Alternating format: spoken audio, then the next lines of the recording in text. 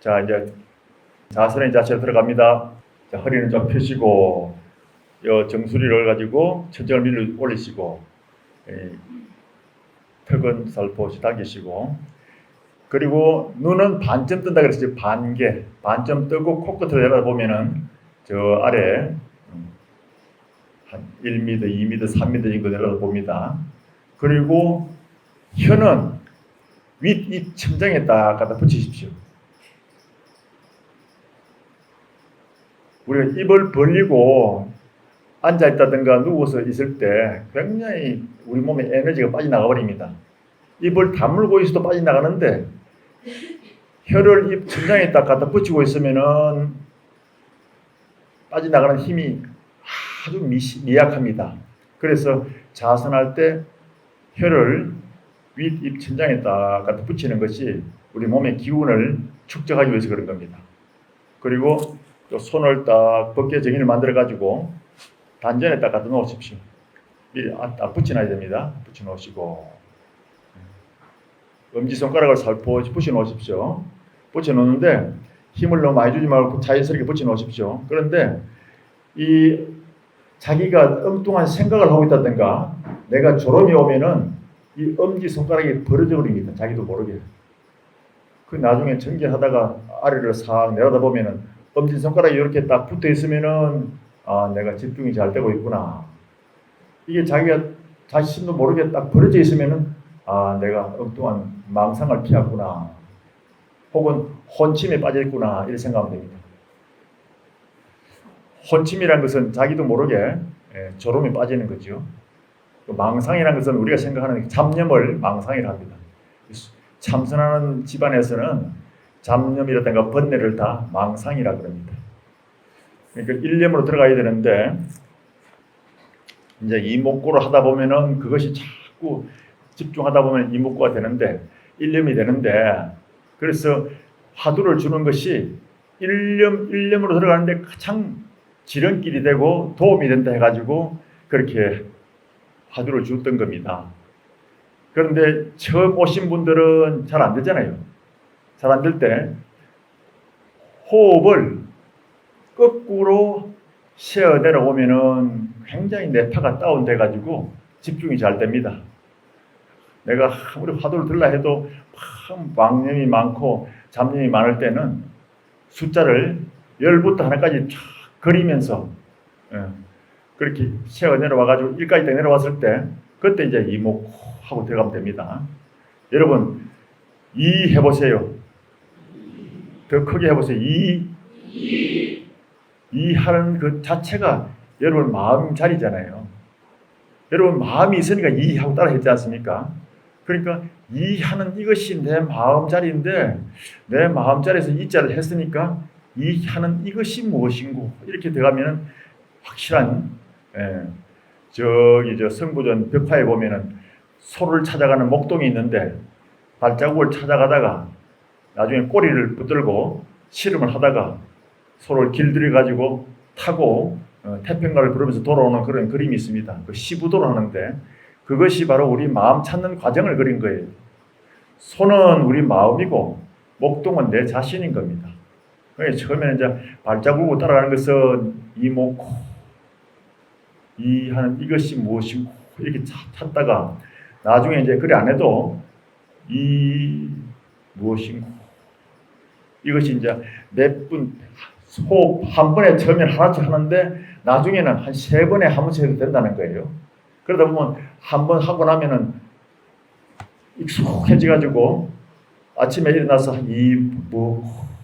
챙기던 것이 점점 깊어져 가지고 점심 먹을 때까지 이어지다가 혹은 저녁 때까지 이어지다가 잠자고 난 뒤에 그날 아침에 가만히 생각해 봐도 이마에 하는 그 마음이 남아있다는 것을 느끼게 될 때 그랬더니 공부가 좀 잘 된 거예요.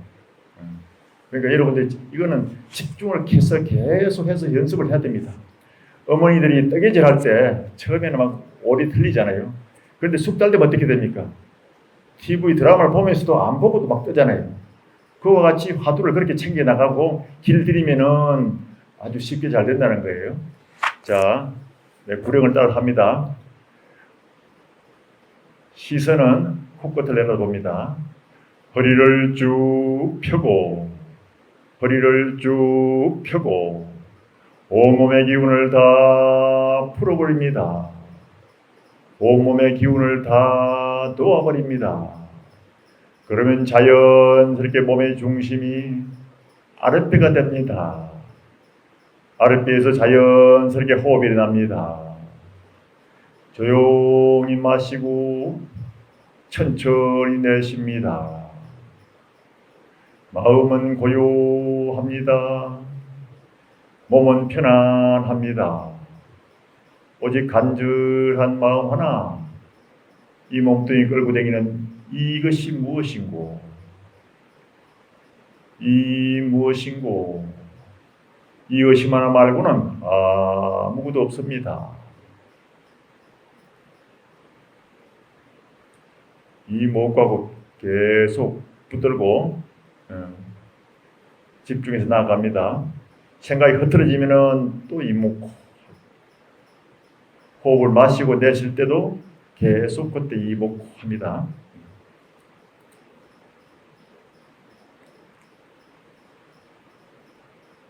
허리를 쭉 펴고 허리를 쭉 펴고 온몸의 기운을 다 풀어버립니다. 온몸의 기운을 다 놓아버립니다. 그러면 자연스럽게 몸의 중심이 아랫배가 됩니다.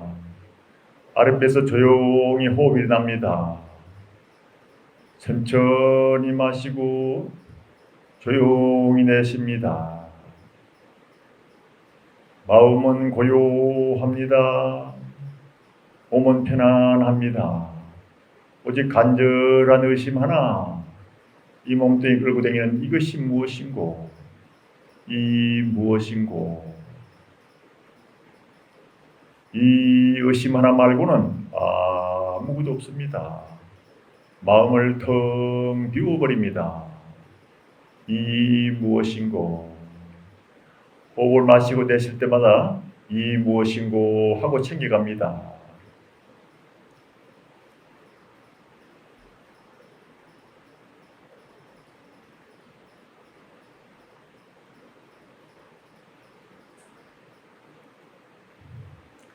지도급 스님 다니면서 자체가 잘못된 사람, 또 집중을 안 하고 있는 사람 지적해서 고쳐주세요.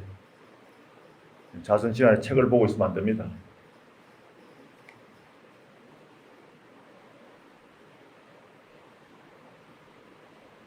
천천히 살피면서 지나가 보십시오.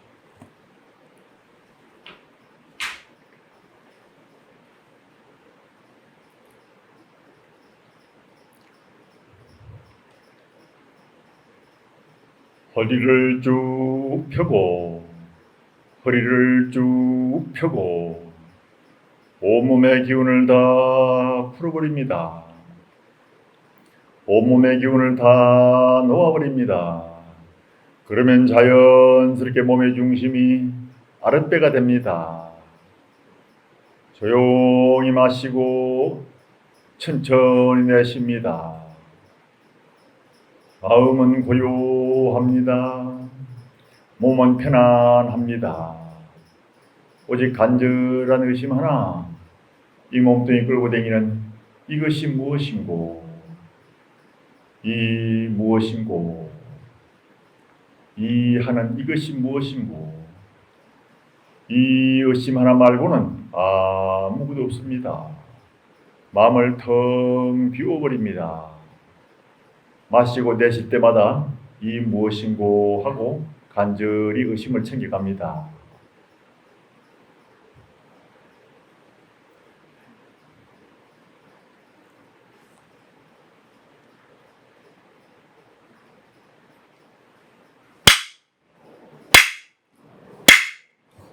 자, 손을 싹싹 비비십시오. 손을 비벼가지고 이제 30분 혹은 1시간 자선이 끝나고 난 뒤에는 손을 비벼주세요. 비벼줘 더운 열기를 내가지고 얼굴을 꾹꾹 마사지해 줍니다. 눈 위에도 눌러주고 머리도 꾹꾹 눌러주시고,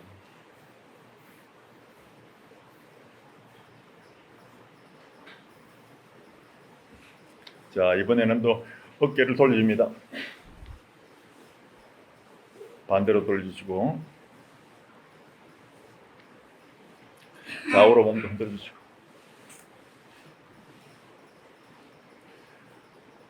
다리를 쭉 펴시고 무릎을 만져줍니다. 이때도 이 먹고 하는 생각이 끊어지지 않고 이어져야 돼요. 그게 아주 중요합니다. 그러니까 이 화두란 것은 할 수 없는 의심 하나인데, 옛날에 스승이 제자를 깨달음 인도하기 위해서 오직 알 수 없는 의심 하나를 탁 얘기해 주는 거예요. 그러면 그 의심이 정말 참 궁금하거든요. 거기에 집중하다 보니까 이 제자가 다른 잡념을 일으키지 않고 거기에 촥 파고들고, 요즘 말하면 애들이 이거 왜 이 끼 맞추는 게 뭐예요 이거? 응? 이거 애들 뭐 이거 뭐 그 모자이크처럼 된 거 있잖아요. 끼 맞추는 거. 에? 큐인가? 이거 이 큐비인가 뭐 맞추는 거 있는데, 그걸 몰입하다 보면은 애들이 뒤에서도 불러도 뭐 대답이 안 들리고 다른 데 정신이 하나도 안 팔리고 그냥 거기만 집중하잖아요. 그래서 이 잘하는 애들은 금방 이게 다 맞춰서 풀어보는 애도 있지 않습니까? 그와 같이 화두란 것은 내 마음을 찾는 것인데, 어떻게 하면 찾을 수 있을까? 이걸 이제 중국의 도인 스님들이 탁 도를 깨닫고 나니까 이것은 오직 집중해서 들어가는 것이 제일 중요하다. 그러기 위해서는 오직 알 수 없는 의심을 하나 탁 던져주는 거예요. 그 옛날 예를 들면은 이목구 화두가 어떻게 생겼냐면은, 육조대사를 찾아왔는데 남학 회양이라는 스님이 육조대사를 찾아와가지고 큰 스님을 칭견하고 법을 묻고자 왔습니다. 그래 큰 스님이 가만 보니까 육조 해능 스님은 달마대사의 법을 이어보던 6번째 제자예요. 그러니까 참 큰 스님이죠. 그런데 큰 스님이 볼 때는 이 사람이 그릇이 된 거예요. 그때는 뭐 너희 집이 어디냐, 스승이 누구냐, 어디냐, 본사가 어디냐 이렇게 물을 필요 없이 바로 무슨 물이 이렇게 왔는가 그랬습니다. 무슨 물건이 이렇게 왔는가. 그러니까 내 몸뚱이는 뭐 그냥 숨이 끊어지고 나면 그 자리에서 그냥 싹 누워버릴 건데, 이 몸뚱이를 끌고 온 그 물건이 과연 무엇이냐 이렇게 물었던 겁니다. 그러니까 남학 회양 스님이 아무 말도 못하고 무슨 물건이 이렇게 왔느냐, 이 도대체 이 몸뚱이 끌고 온 그 한 물건이 무엇이냐 이거죠. 그러니까 여러분들도 그렇지 않습니까? 수련대회 한다 해도 신청을 하고, 또 오늘 수련대회를 해서 집을 떠나왔고, 수련대회 끝나면 또 여러분을 데리고 집으로 돌아가는 그 마음 자리가 있잖아요. 그것이 과연 무엇인가 이런 뜻입니다. 그런데 큰 스님이 한마디 탁 던져주는 거기에 꽉 막혀가지고 물러 나와가지고 8년 동안 도대체 이 몸뚱이를 끌고 다니는 그 한 물건이 무엇인가 참고 하다가 확 깨달았어요. 그래서 육조도에서 찾아가가지고 인가를 받습니다. 공부를 깨닫고 난 뒤에는 반드시 인가를 받아야지, 인가를 안 받으면은 잘못하면 자기 스스로가 자기한테 도취돼가지고 잘못 공부를 망치는 수가 있습니다. 그래서 인가를 받고, 이 무엇인고 무슨 물건이 이렇게 왔는가, 이 무슨 물건인고 이것으로 하면은 틀림없이 도를 깨달을 수 있다. 이래가지고 이 먹고 화두가 생긴 거예요. 그 옛날에 큰 스승들이 제자에게 그때 건기를 봐가지고 하나 찔러준 것이 있는데, 그 화두가 마치 얼마냐면 무려 1700가지나 됩니다. 그 1700 공안이라 그래요. 공안이라는 것은 중국에 가면 관공서, 공문서를 공안이라 그러는데, 이거는 틀림없다. 이걸 해가지고 도를 깨달은 사람이 있고, 이걸 하면은 우리 정부의 문서처럼 틀림없이 보장할 수 있는 화두다 해가지고 공안이라 그럽니다. 그래서 1700가지 공안 중에서 한 가지만 탁 터지면은 다른 게 다 풀립니다. 여러분들도 집에 가든지 여기 있든지 가나 오나 그 따라해 보십시오. 행주자와 어묵동정. 행주자와는 행 가는 거, 주 머무르는 거, 자 앉는 거, 와 눕는 거, 그런 가운데서도 항상 이목고 챙기라는 거죠. 그리고 어묵동정은 말하고, 묵 침묵을 지키고 묵은하고, 동 움직이고, 정 고요하게 있고, 그 가운데서도 항상 이목구를 챙기라는 거죠. 그러는 가운데 점점 선정이 익어갑니다. 정기는 하게 되면은 선정이 생기고, 선정이 생기면은 지혜가 나옵니다. 물이 고요해져야 달이 비치지 않습니까? 그리고 삼라만상이 다 비치지 않습니까? 그런데 물이 고요해지기를 기다리지 않고 바로 달을 보려고 하면 안 되죠. 항상 물결에는 파도가 일게 되어 있고 바람이 불게 되어 있는데, 그런데 파도를 챙겨 나가는 이것이 물결을 잠재우는 거예요. 그 물결이 잠자고 나면은 어느 중에 이제 마음속에 삼라만상이 다 그대로 비치는 그런 명경지수가 되는 겁니다. 여러분 얘기 다 들어봐서 알겠죠? 명경지수가 뭔지. 아주 고요한 바다도 파도도 없이 고요한 그 자체가 거울과 같다 해가지고 명경지수잖아요. 거기는 달도 별도 산도 산 그림자도 다 비치니까. 여 밑에 보면요, 큰 그 물 가다 놓은 웅덩이 있지 않습니까? 거기에 주위에 나무가 다 비치는 그 사진을 찍어 놓으면은 이게 실제 그 모습인지 물에 비친 그림자인지 분간이 안 갈 정도로 고요한 그런 경계가 있습니다. 그런 명경지수가 되고 나면은 우리 마음속에 마음 자리를 깨닫게 되는 그 쉽다는 거죠. 그러니까 한 생각 자꾸 참고하다 보면은 그 물이 고요해지듯이 우리 마음도 고요해지고 점점 잠재의식이 들어가고 무의식이 돼가지고 깨달음을 얻게 되는 것입니다. 그런데 이거는 이제 여러분들이 하루 이틀 해서 되는 게 아니고 꾸준하게 틈틈이 시간 날 때마다 자꾸 따져나가면은 수행이 자꾸 닦아져서 결실을 거두게 되는 것입니다. 아시겠죠? 하여튼 수행은 열심히 한번 해보십시오. 여기 왔을 때 아는 친구가 같이 왔다 하더라도 이 수련 기간 동안에는 서로 말하지 말고 서로 공부하는 걸 도와주는 의미에서 정말 일념으로 한번 들어가보시고, 또 이제 공부 안 될 때는 쉬는 시간에 저기 부처님 전에 각 정강마다 차이다니면서 참배를 하고 부처님 공부가 잘 되도록 자비심으로 인도해 주십시오. 제가 공부를 참 하고 싶은 마음은 꿀 것 같은데 해보지 않아가지고 앉아있으면 망상이 온통 막 일어납니다. 그런데 열심히 하고 싶으니까 잘 자비심 인도해 주십시오. 이렇게 하다 보면 마음도 안정되고 자꾸 가라앉아집니다.